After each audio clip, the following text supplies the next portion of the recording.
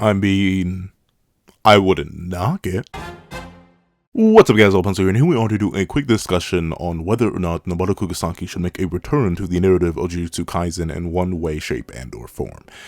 And why I have mixed thoughts on the topic as a whole, but overall, why I wouldn't be all too mad about it if she did make a return. So, let's talk about it. So, with Nobara Kugisaki's status being unknown, as recently as a status update for all the characters, while we have characters like Gojo Satoru being confirmed cooked, we have characters like Nobara Kugisaki being listed unknown in both their status and location. There's an open door for whether or not Nobara should spin back into the narrative. And I wonder, if she were to, what would we do about it? And what could she do within this late stage of Jujutsu Kaisen? I don't think I need to convince you that Nobara pre her Mahitoing was relatively fodder. Like, realize Nobara was blown away, bamboozled, amazed, and just in awe of the overwhelming, almighty girth. Oh, well, maybe not girth, but, well, I mean, kind of, depending on the anime, but almighty power of a grade 1 sorcerer like Nanami Kento.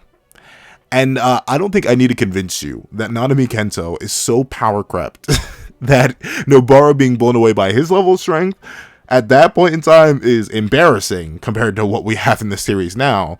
But to say the very least, if you're still wondering how bad I think Nanami got power crept, I have a whole video talking about how Nanami may not even be top 30 in the verse. Where do you think that puts Nobara? And Leslie, that's one of my biggest issues, right? Like, if she comes back and does anything, she's gonna need one of the heftiest amps we see in the entire series. Like it has to be gargantuan.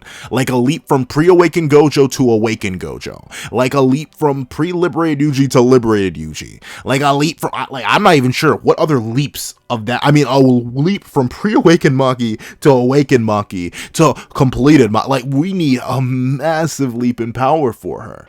And notably, unlike someone like Satoru Gojo, who, you know, once awakening RCT had a reasonable reason to go from like, oh, he's really strong, to, oh, sweet mother of mercy, he's really strong. I don't think Nobara unlocking RCT would really automatically grant her that. I'm not even sure what the RCT inverse of her technique would do.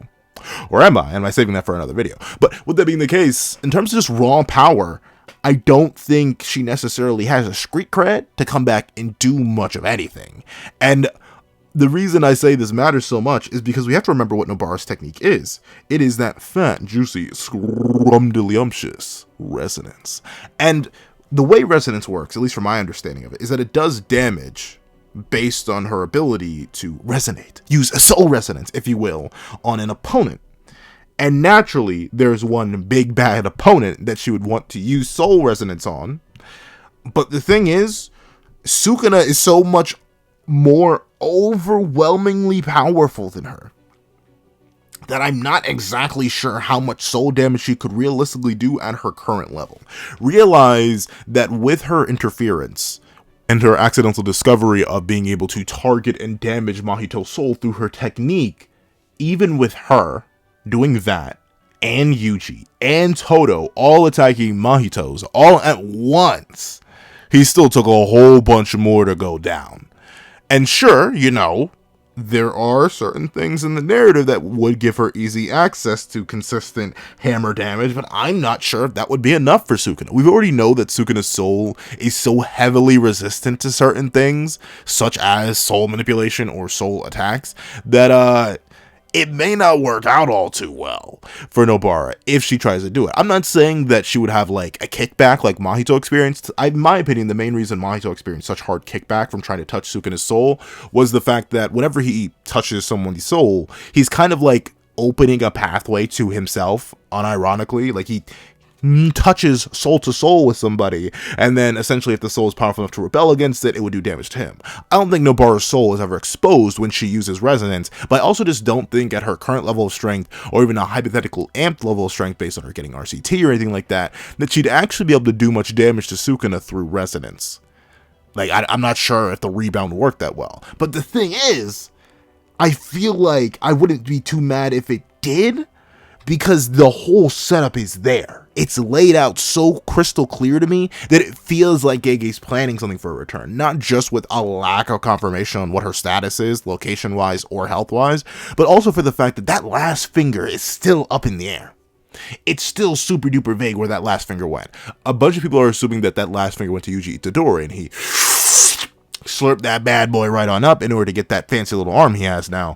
But not only is that not confirmed, but also I feel like Sukuna would comment on it. Like, presumably he'd be able to sense that finger if it were chilling inside Yuji Itadori, but he doesn't. And, well, at least he doesn't mention it at the end of the chapter where we see him see Yuji Itadori for the first time. He even questions what Yuji's going to do.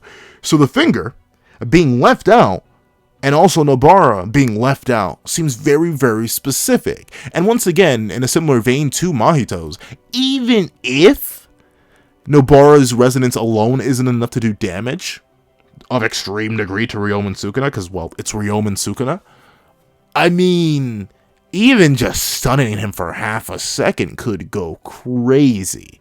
And considering that, once again, I don't believe she would have any rebound from just attacking the finger, and by proxy, attacking Sukuna's soul with consistent resonance blasts, I think you could literally just bring her back as a constant annoyance. Unless Sukuna were to actively seek her out, or she for some reason decides to come to the battlefield, she has no reason to go and deal with Sukuna directly.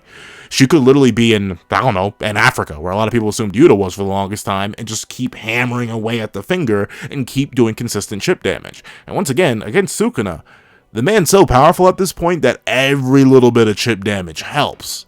And once again, it would kind of feed into the narrative of Gojo's students being able to complete what he didn't, the next generation coming back and doing their thing in order to succeed where the elder generation failed due to the training that they got from the previous generation.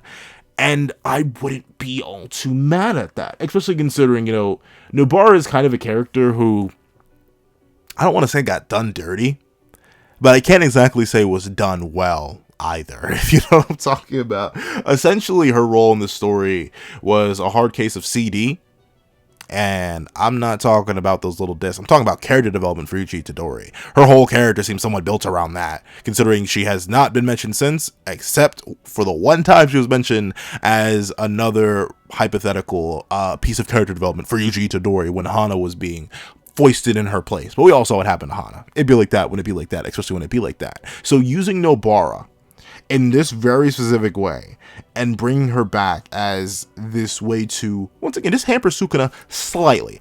I don't expect Nobara coming back and being like, hey, I'm going to use this final finger and activate Giga Resonance plus Super Maximum Jutsu and immediately like one-shot Sukuna. I don't think that.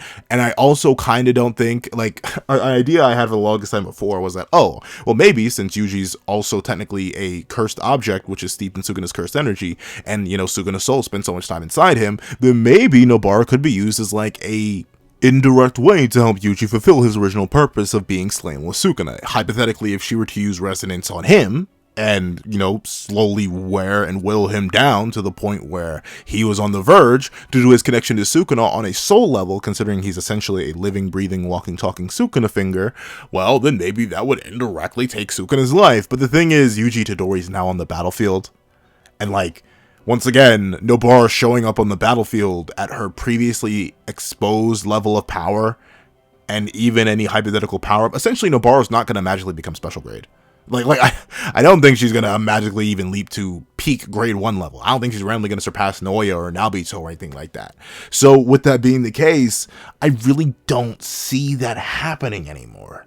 So at best, if Nobara returned to the narrative, I could see it as like a triumphant moment of maybe saving somebody's life by hampering Sukuna slightly.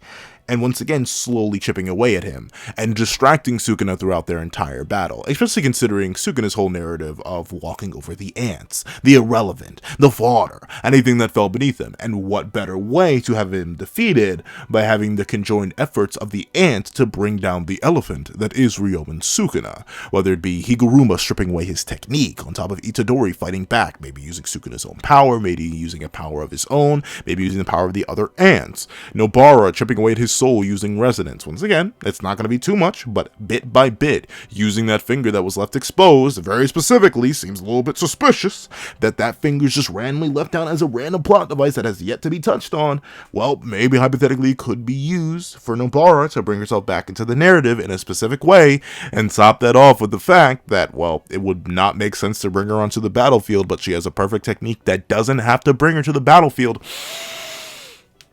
It seems like it could be possible.